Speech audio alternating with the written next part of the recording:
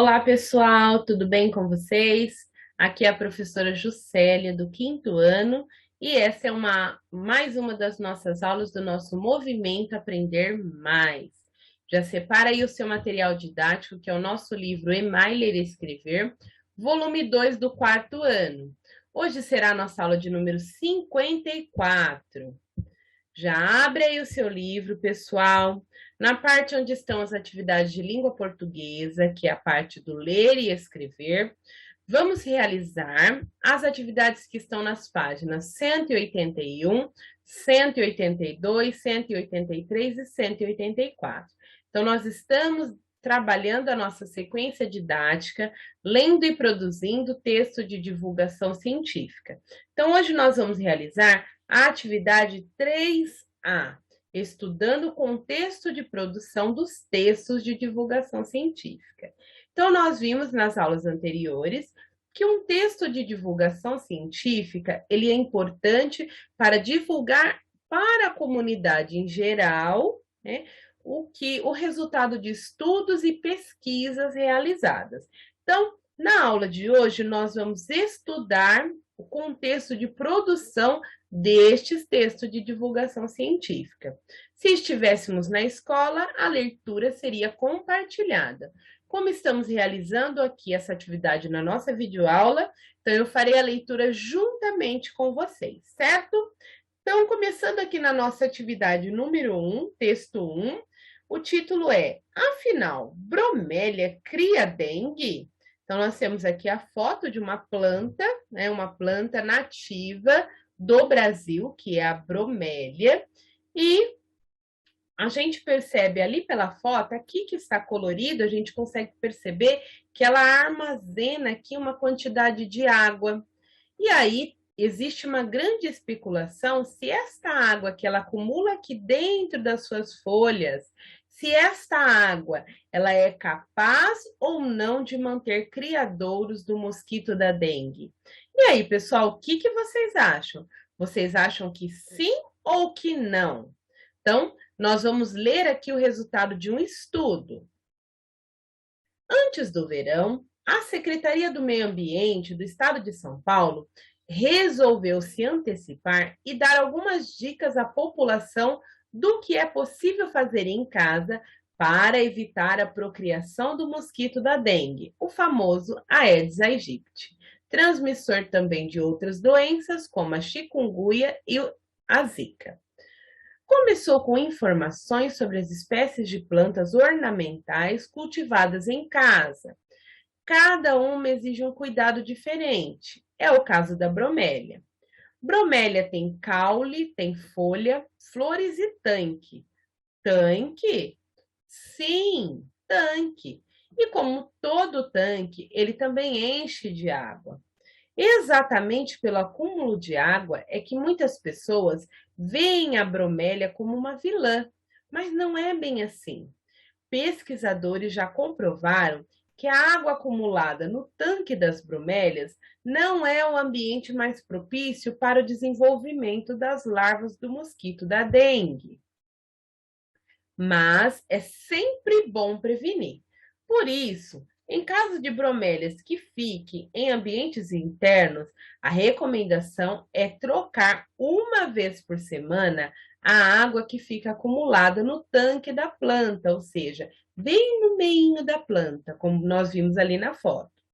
Basta virar o vaso de cabeça para baixo até escorrer toda a água para fora. Outra opção é aplicar inseticida próprio de jardinagem, os agrícolas ou os convencionais, para não matar a planta. Uma opção é aplicar inseticida para jardinagem nas bromélias. Apesar da atenção especial que a bromélia requer por causa do tanque, ela também precisa dos mesmos cuidados que outras plantas recebem para prevenir a procriação do mosquito. Pratinhos e bandejas dos vasos têm que estar sempre limpos e secos. Confira acima uma foto de bromélia da coleção do Jardim Botânico, que é essa primeira foto que nós vimos aqui acima. Ó. Este é o chamado tanque. Então, as dicas que foram dadas à população é que uma vez por semana vire o vaso de ponta cabeça até que a água se escorra, ou utilizar inseticidas próprios para jardinagem. Então, essas são duas opções. Esse texto aqui, ó, você vê que é uma adaptação, ou seja, ele foi retirado lá do site da Secretaria de Infraestrutura e Meio Ambiente do Estado de São Paulo e ele foi adaptado, ou seja, grande parte dos textos que nós vemos nas nossas aulas, eles são resumidos.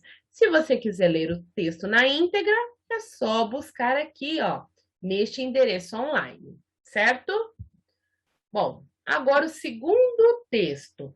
Saiba como deixar sua casa livre do mosquito da dengue, Aedes aegypti. O Aedes aegypti é um mosquito doméstico. Ele vive dentro de casa e perto dos seres humanos. Com hábitos diurnos, o mosquito, apenas a fêmea, se alimenta basicamente de sangue humano, sobretudo ao amanhecer e ao entardecer, para se reproduzir. A reprodução acontece em água parada, limpa ou suja, a partir da postura de ovos pelas fêmeas. Os ovos são colocados em água e distribuídos por diversos criadouros. Então, primeira coisa que começa aqui explicando no texto é que ele é um mosquito doméstico, ou seja, que vive próximo aos seres humanos e que ele tem hábitos diurnos, ou seja, ele só vai aparecer durante o dia. Continuando aqui. E ainda fala sobre os criadouros, né, do mosquito, que são locais com água limpa ou suja, que seja parada, que são os locais onde apenas as fêmeas botam os seus ovos. E outra informação importante é que apenas a fêmea se alimenta de sangue humano. Segundo parágrafo. Por isso, União, estados, municípios e principalmente a população devem trabalhar juntos para a eliminação dos focos do mosquito Aedes aegypti. A orientação é para que toda família determine um dia da semana como dia de combate aos focos do Aedes. Em menos de 15 minutos, é possível fazer uma varredura em casa, fazendo toda a higiene e limpeza necessárias, e acabar com os recipientes com água parada, ambiente propício para a procriação do Aedes aegypti. São medidas bem simples, mas que ajudam a prevenir várias doenças. Tampe recipientes e caixas d'água, mantenha as calhas sempre limpas, deixe as garrafas sempre viradas com a boca para baixo, mantenha lixeiras bem tampadas, deixe ralos limpos e com aplicação de tela, limpe semanalmente ou preencha o vaso de plantas com areia, limpe com escova ou bucha os potes de água para os animais, retire a água acumulada na área de serviço atrás da máquina de lavar. Fonte, também é um texto adaptado, Combate ao Aedes aegypti, Ministério da Saúde. Então, esse texto aqui ele foi publicado lá no site do Ministério da Saúde. E aí, pessoal, o que vocês acharam desses dois textos? O texto 1, que fala sobre as bromélias, e o texto 2, que fala sobre os cuidados que nós podemos ter em casa para manter nossa casa livre do mosquito Aedes aegypti. Eu achei informações muito interessantes e bem simples de compreendermos e também de realizarmos na nossa casa, certo? Então, que você possa aproveitar essas dicas e realizar todas essas ações aí na sua casa. 15 minutinhos só são suficientes para a gente dar uma faxina e eliminar todos os criadores do mosquito, porque logo, logo estará chegando o verão, né, que é o período onde mais nós vemos o quê? A proliferação de mosquitos Aedes aegypti, certo? Agora aí no seu livro, a gente está quase finalizando a atividade de hoje, ó. Depois da leitura, preencha o quadro que segue de acordo com a orientação do professor. Então, nós temos o texto 1 e o texto 2, certo? Ó, primeira coluna. Aí tem aqui na linha, texto 1 e texto 2. Então, aqui a gente vai preencher com as informações do primeiro texto e aqui do segundo. Na primeira coluna, qual é a fonte do texto? Aquele texto sobre as bromélias, pessoal? O site da Secretaria de Infraestrutura e Meio Ambiente. E o segundo texto, que é aquele que fala sobre aquilo que nós podemos fazer em casa para acabar com o mosquito, Aedes aegypti. Ele está lá no site do Ministério do Meio Ambiente. Podem registrar aí no seu livro. Qual é o principal assunto do texto? No primeiro texto, se as bromélias são realmente criadouros da dengue. Então, o primeiro texto ele foi escrito para mostrar para a população que as bromélias não são criadouros do mosquito, mas que nós precisamos ter alguns cuidados com essa planta. E o texto 2, qual é o principal assunto? Como as famílias podem ajudar no combate à dengue. Então, o que as famílias podem fazer? Então, são ações muito simples que todos nós podemos fazer em casa. Primeiro texto. Onde costumamos encontrar os textos desse gênero? Em revistas voltadas para divulgação científica e em sites, como é o caso do primeiro texto. E o segundo, em materiais impressos destinados ao público em geral, porque a gente vê uma linguagem mais simples. Só que tanto o primeiro quanto o segundo texto são textos de divulgação científica. Qual é a finalidade do texto? Ou seja, para que ele foi escrito? Com qual objetivo? O primeiro texto, para divulgar os resultados de um estudo com uma linguagem simples. Então, está divulgando um estudo que foi feito sobre as bromélias.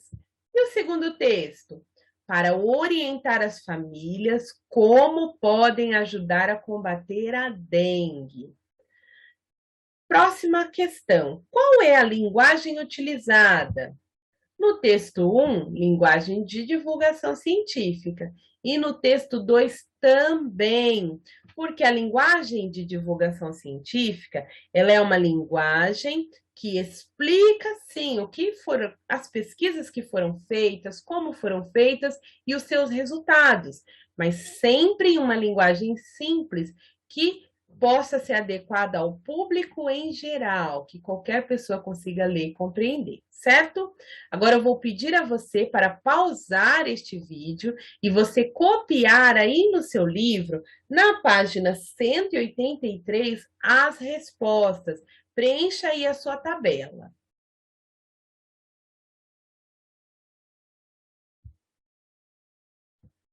Agora que você já preencheu aí a tabela, que está na página 183, nós vamos responder essas duas perguntinhas que nós temos aqui na questão 3. Responda as questões. Letra A.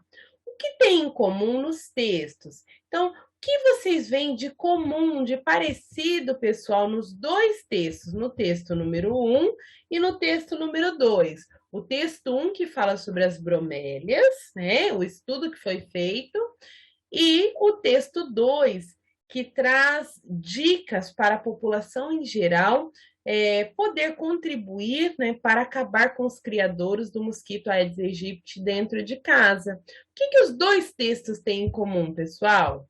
Eu anotei aqui, ó, os dois textos foram escritos usando a linguagem de divulgação científica e falam sobre o mesmo assunto, a proliferação do mosquito Aedes aegypti, certo? Então, os dois textos foram escritos de forma clara, com uma linguagem simples e objetiva, para que qualquer pessoa consiga compreender esta informação, certo? Isso que é uma linguagem de divulgação científica, uma linguagem simples e objetiva. Registrem aí a resposta no seu livro. E aqui na página 184 tem a questão B. Existe alguma diferença nos textos apresentados? Se existem, quais são? Então, essa questão eu vou deixar para que você responda aí na sua casa. Você acha que teve alguma diferença entre os dois textos? Se os dois textos têm a mesma finalidade e falam do mesmo assunto, teve alguma coisa diferente? Então, você pode responder aí na sua casa essa questão, certo? E hoje finalizamos mais uma aula. Não esqueçam de fazer a correção das atividades e deixar o seu livro bem completinho, certo? E eu espero vocês na nossa próxima aula, tá bom? Até a próxima, pessoal. Tchau, tchau para vocês.